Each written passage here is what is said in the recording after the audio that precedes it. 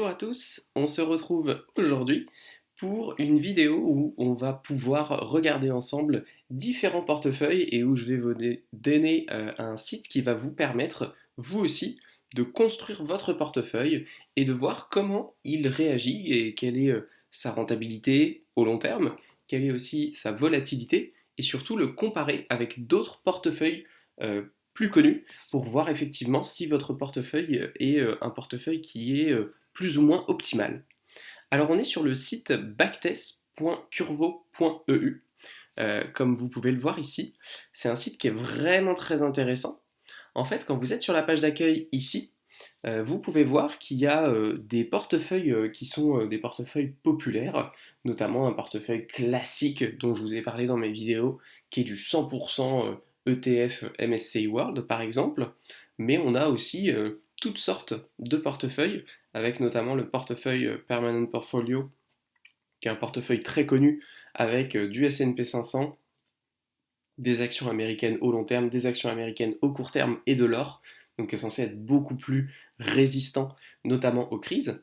On a ici le portefeuille qui est conseillé par Warren Buffett dans sa lettre aux shareholders qu'il fait tous les ans, et ça fait plus d'une vingtaine d'années qu'il conseille de faire ça, c'est-à-dire 90% de S&P 500 et 10% de bons du trésor américain.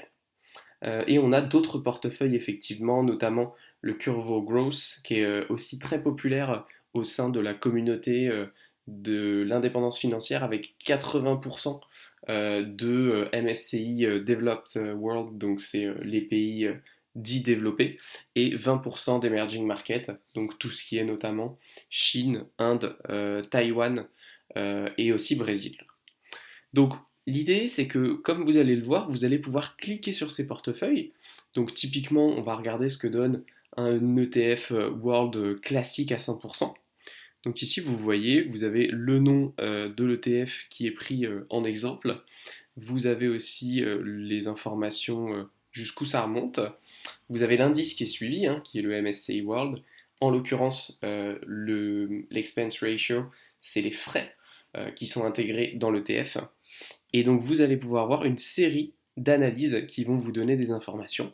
Typiquement là, si vous aviez investi 10 000 euros au départ, donc ici vous pouvez modifier, hein. Ici c'est un investissement initial de 10 000 euros euh, depuis 1978, puisqu'on a des informations jusqu'à 1978. Vous pouvez rajouter aussi, hein, des frais de transaction, des frais de management, etc. Mais de manière générale, vous pouvez comparer les fonds de cette manière. Donc là, vous voyez effectivement, hein, que 10 000 euros, ça ferait 1 million d'euros. Ça, on est au courant. On a un taux de rendement qui est annualisé de près de 11% sur cette période-là, avec une standard deviation, c'est-à-dire la mesure de la volatilité, de près de 15%.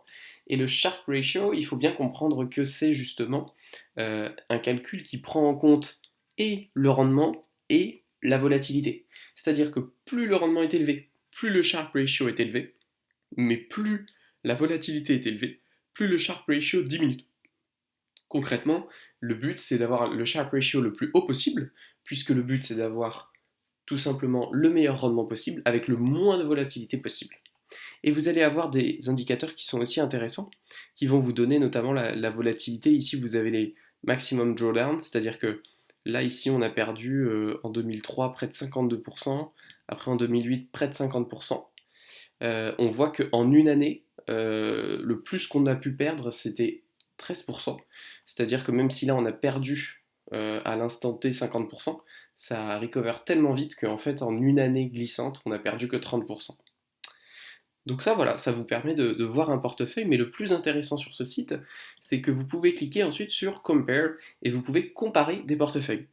Typiquement, on peut comparer l'ETF Monde, hop, avec le Permanent Portfolio qui est voilà, de Harry Brown, juste ici, qui est réputé en tout cas être beaucoup plus stable dans la durée et beaucoup plus résistant aux crises. Donc c'est-à-dire qu'il est conseillé aux personnes qui n'aiment pas prendre des risques, mais qui rapportent en théorie tout de même un rendement intéressant. Donc là on clique sur les deux et on va pouvoir voir tout simplement qu'est-ce que ça donne effectivement en termes de chiffres. Donc concrètement, là on a des données qui sont disponible à partir de 2005 jusqu'en 2022. Donc c'est pas mal puisque ça nous permet notamment de prendre aussi toute la crise de 2008. Donc qu'est-ce qu'on voit? On voit que le portefeuille Permanent Portfolio, il est effectivement plutôt résistant. D'ailleurs, on voit ici en 2008, il a gagné de l'argent alors que le MSCI World a descendu. Et ensuite, il a été devant, et il vient d'être dépassé pendant l'énorme bull run qu'il y a eu juste après la période Covid. Donc concrètement, il est sur un rendement de 7,5% contre le MSCI World qui a fait 8,3%. Mais, et c'est là que je vous disais qu'il est intéressant de regarder le Sharpe Ratio, c'est que certes, il a fait un petit peu moins de rendement, mais il a fait beaucoup moins de volatilité. Et donc, si on regarde le Sharpe Ratio, il a un Sharpe Ratio qui est bien meilleur, 0,78 contre 0,60. Donc, il y a un vrai intérêt, effectivement, au permanent portfolio, selon cette métrique, c'est-à-dire que, concrètement, on n'abandonne que même pas un point de rendement pour gagner, réduire en tout cas notre volatilité de 5 points, ce qui est énorme. Et donc concrètement, comment ça se traduit? Bah, ça se traduit comme ça. Bon, voilà, les chiffres parlent d'eux-mêmes, hein. Le maximum drawdown à un moment c'était moins 50%, alors que là, en fait, le permanent portfolio, on voit bien qu'il perd souvent, mais il perd jamais beaucoup. Et donc concrètement, en une année, il a perdu que 6,7% au pire, alors que le MSCI World c'était 13%. Donc on voit que le portefeuille permanent portfolio, il est vraiment résistant et il fait ses preuves et il tient ses promesses.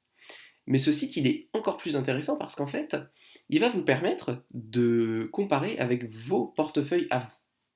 Parce qu'en fait, ici dans portefeuille, vous pouvez add portfolio, donc ajouter un portefeuille, et en fait, vous allez pouvoir tout simplement noter toutes vos lignes avec l'allocation et donner un nom à votre portefeuille.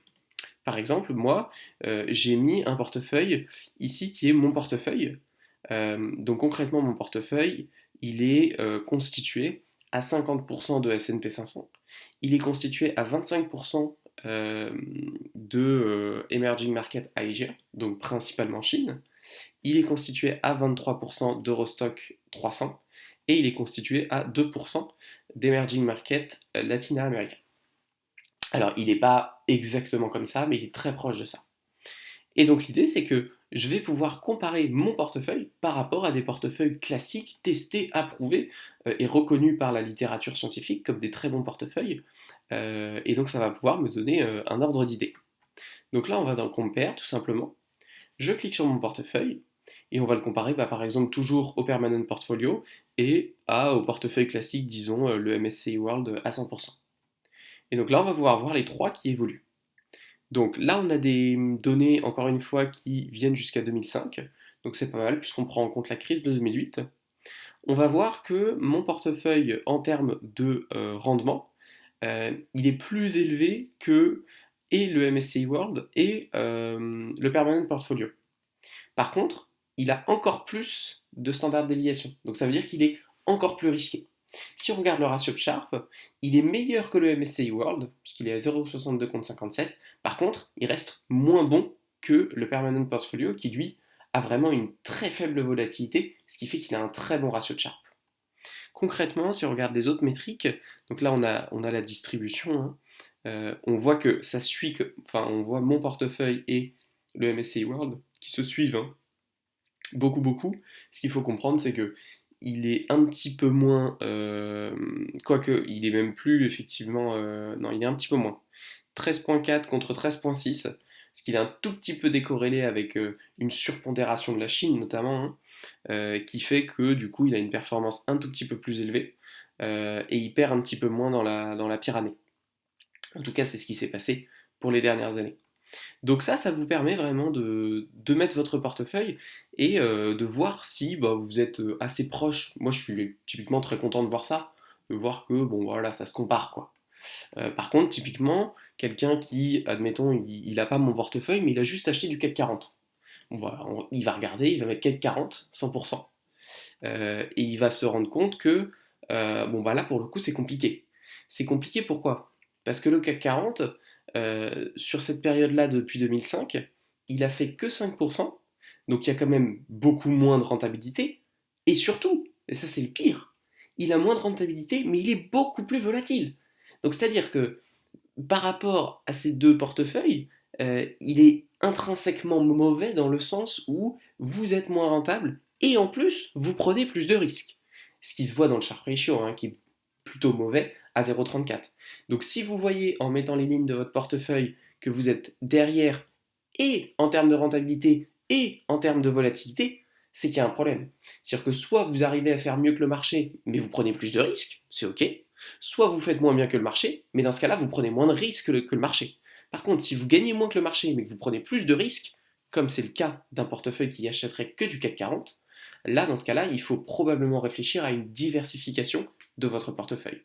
Et là, on va le voir effectivement dans les, effectivement, on le voit dans les courbes ici, et on le voit, hein, la pire année du portefeuille permanent, c'est 6,7, la pire année du monde, c'est 13,2, la pire année du CAC 40, c'est 21,2, sachant qu'il rapporte moins d'argent, donc c'est vraiment compliqué. Après, petit disclaimer, euh, il faut quand même rappeler que là, on parle des performances passées. Typiquement, j'ai fait un portefeuille 100% Bitcoin pour vous montrer que les performances passées, c'est bien joli, mais on ne peut pas se fier qu'à ça. Parce qu'en fait, là, si je dis que, admettons, je fais un portefeuille Bitcoin, vous allez voir que les courbes, elles ressemblent à ça. Donc non, il n'y a pas de bug en fait.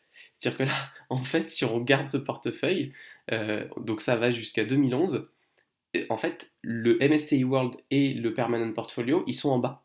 Parce qu'en fait, le Bitcoin a tellement gagné que quand on compare les graphes, comme on est en linéaire, concrètement, il n'existe pas. Et si on regarde le rendement, bah ouais, 8%, 14% pour le monde et 133% pour le Bitcoin. Euh, Est-ce que ça veut dire que le Bitcoin est absolument le meilleur investissement du monde?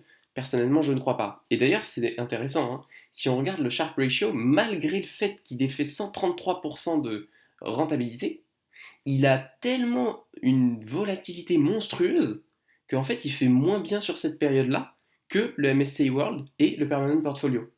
Donc, c'est pour ça, moi, que je trouve que le ratio de Sharpe est vraiment un indicateur qui est extrêmement intéressant et qui est extrêmement pertinent pour évaluer la pertinence d'un portefeuille, parce que là, on voit bien que même des classes d'actifs qui sont très difficiles à comparer, parce qu'effectivement, comment on compare un Bitcoin qui est ultra spéculatif et qui est complètement dans une bulle incroyable, avec une volatilité incroyable, en fait, là, on voit que c'est comparable. 0,90, 1,02, 1,15. En l'occurrence, c'est un petit peu moins bien. Donc voilà, toujours pour faire attention, hein, c'est pas parce que vous trouvez le portefeuille qui a été optimal lors des 20 dernières années qui sera optimal lors des 20 prochaines. Bien évidemment, ça serait trop facile si c'était le cas. Mais n'hésitez pas à vous amuser sur ce site, hein, Backtest by Curvo, qui est vraiment très très intéressant et qui vous permet quand même de voir si votre portefeuille, pour le coup, il a un très mauvais Sharpe Ratio, il est beaucoup moins rentable et il a beaucoup plus de volatilité, il faut probablement réfléchir à de la diversification. N'hésitez pas à me dire justement quel est le Sharpe Ratio de votre portefeuille et que je puisse y jeter un coup d'œil, peut-être que ça me donnera des idées pour la suite. Allez, je vous dis ciao!